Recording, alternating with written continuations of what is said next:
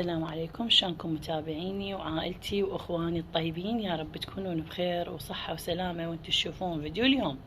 طبعا من البداية اشكركم واشكر كل من سأل عني بايامي اللي كنت بها مريضة. حيل ممنونة منكم والله يوفقكم، وان شاء الله يا رب يشافي كل مرضانا ومرضاكم ومرضى المسلمين. عيوني حبايب، اليوم يعني راح ارجع اصور لكم هاي الفيديو، ما اعرف شو وقت راح ينزل لكم، بس هسه هذا بعد ما قمت من مرضتي الحمد لله والشكر. هنا أنا باع حبايب قدامكم هذا القماش باعوا هي أنا كليته، طابقته طبقتين بس باعوا. هنا أنا اليوم راح نشتغل البنوتات صغار، يعني بالرابع ابتدائي.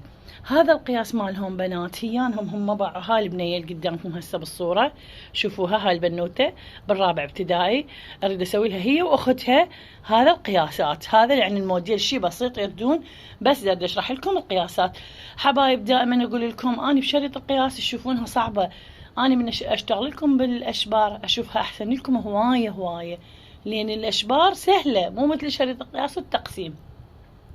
نرجع ونبلش انا وياكم ونصلي على النبي ونزيد النبي صلاة. حبايب قلبي، هاي القطعة طبقتها طبقة واحدة بس، باع عليها كلها طبقتها طبقتين.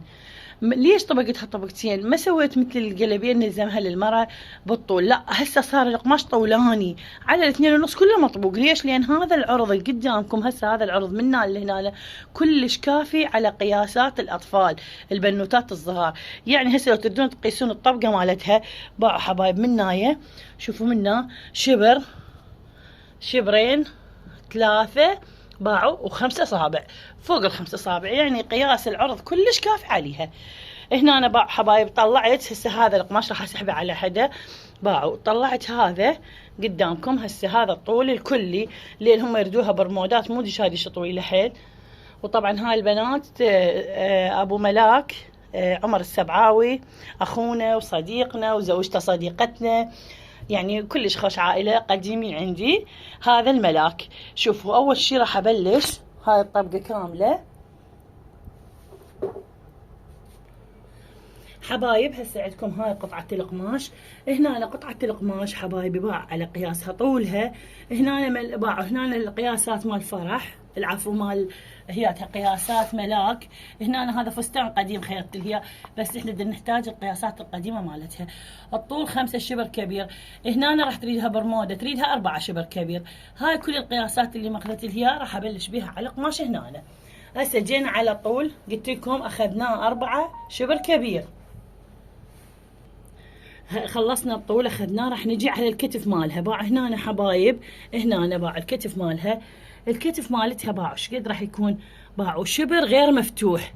يعني هسه لو تريدون تقيسونها من ينفتح يكون شبر و4 اصابع. هذا القياس مالها الكلي مال كتفها. هذا اخذنا نص المسافة اللي هي هذه. شوفوا هنا أنا بشريط القياس مالتها الكتف 1 شبر كبير و4 اصابع. هسه هذا اخذته نص 1 شبر كبير و4 اصابع، هذا قدامكم اخذته. طول صدر البنات دائما البنوتات اللي بهيج عمر بالرابع وبالثالث وبالخامس، طول الصدر مالهم النزال مالهم شبر صغير. بنات باعوا شبر صغير. خصرهم باعوا الخصر مالهم دائما الضعيفات، يعني اقصد لكم مو الخشنات. اكو بنات وحده من وحده تطلع سمينه، الناعمات كلها يطلع شبر. باعوا هذا الشبر كامل، هذا الخصر مالهم. شوفوا هذا الشبر كامل، هذا الخصر مالهم، وننطيه اصبع للخياطه. باعوا هسه هذا قدامكم، هذا طول الصدر النزال وهذا الخصر. راح ندخل منه تقريبا اصبعين وشويه ونحفر حفره الابط. شوفوا انحفرت حفره الابط. راح اجي انزل شبر عدل وشويه شويه راح انطيها جرس بالنهايه. نجي على حفرة الرقبة. بنات بالأطفال باعوا ندخل لها أصبعين ونص، مو هواية، باعوا أصبعين ونص. هاي الأصبعين ونص راح نجي نقص وانتو وياي.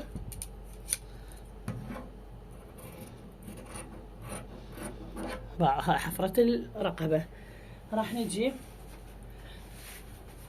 طبعا وياي طالبة سباعية وهي بدها تصورني فدوة العين، هي كلكم ادعوا لها تصير أضبط مني.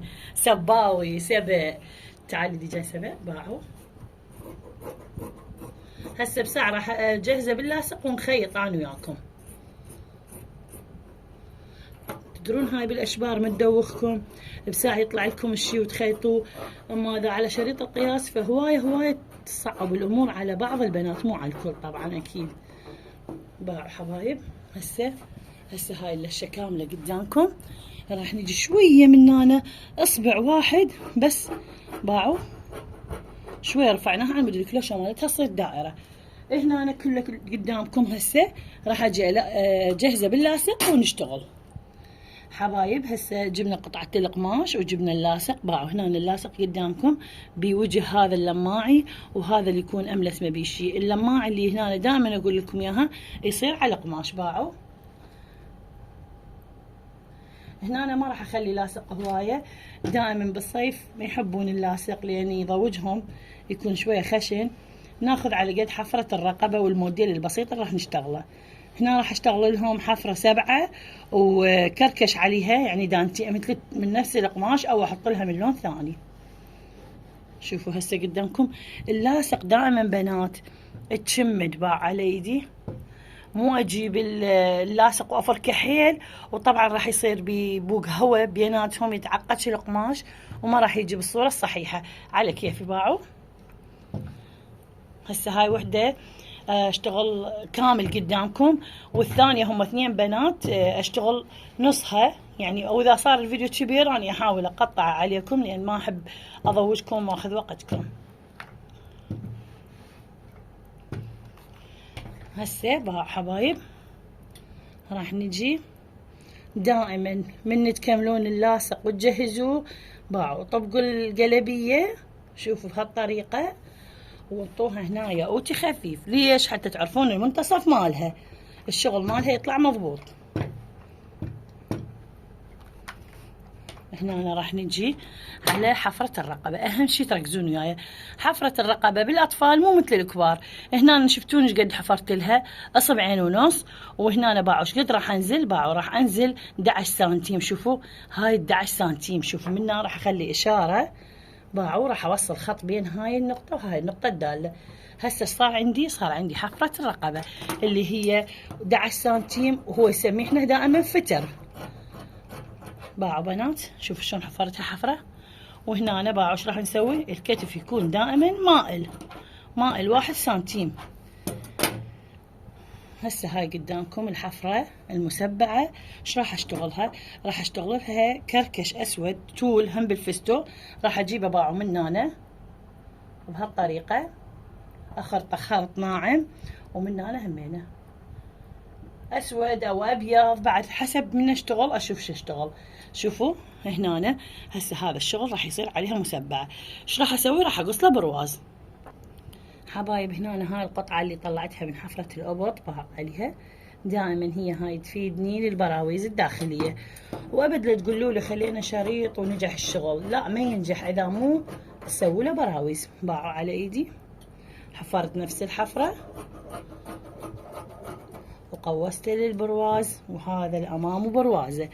راح نجي على الخلف حبايبي. هي أنا قدامكم همين انتو كمبتدئات لازم تطبقون باعوا الحفرة وتقصون عليها. اني اشرح لكم ودا اوضح اكثر لان سباوي خطير يعني دا تصور وبنتبهوا وياي. وان شاء الله دا دورتها شهر يمي تبقى، انا راح اخليها 1.5 شهر لين على مود تستفاد. شوفوا حبايب هسه هذا البرواز وهاي حفرة الرقبة الخلفية. هنا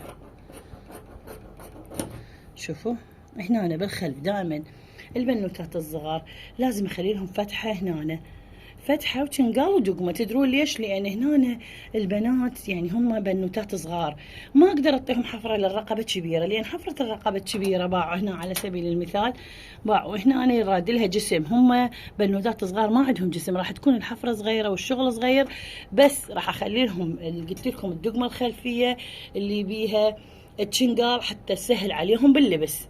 ماشي حبايب؟ هسه باعوا هنا أنا سويت لها الحفرة الصغيرة.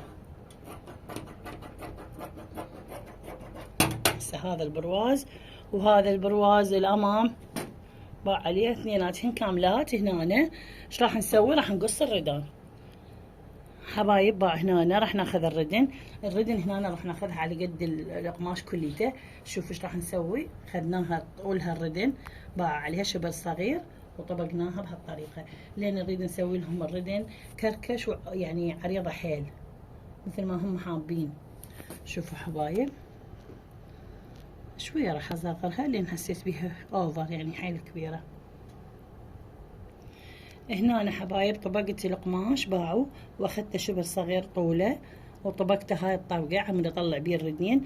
راح اجي ادخل من هنا باع عدل، هاي العدل دخلت ايش قد باعوا. شوفوا ايش قد شبر صغير، وراح انزل منها اصبعين. شوفوا هاي الاصبعين، وراح اجي اقوسها باعوا حتى اخلي الردن بيها خرط هوايه راح يصير هنا، وخلي الردن عريضه من الامام. باع شويه راح المها منه. هذا المنتصف مالها قرضناه، لا ما قرضته خليه اقرضه. هسه هنا الردن راح يصير خرط وراح تبقى الردن هيجي.